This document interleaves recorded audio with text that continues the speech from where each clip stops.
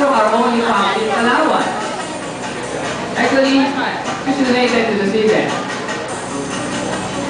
So as you can see, he was quite easily on the back.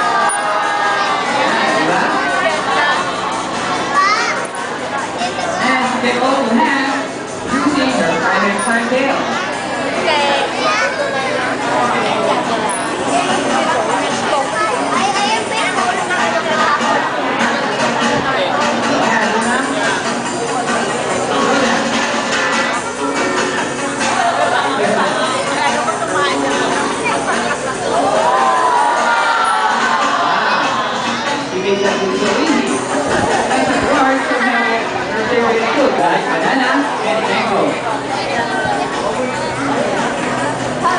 And I would like to remind everyone for the watching cameras, please turn off the flashes of their cameras so as animals are not biting to them.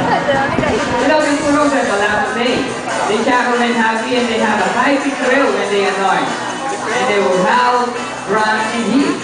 And she uses that butter popcorn smell to mark their territory. And she eats all kinds of fruits, berries, small animals, and eggs. And mapapansin nyo rin, they also have a very unusual hind feet that they can turn them backward. She can move straight down on this tree and first. Come on, do that. Now, let's problem it easy. Pero lang iba, turtles are disappearing fast because of hunting for their fur and meat. So their message to you is please protect the forest and their castles in the wild.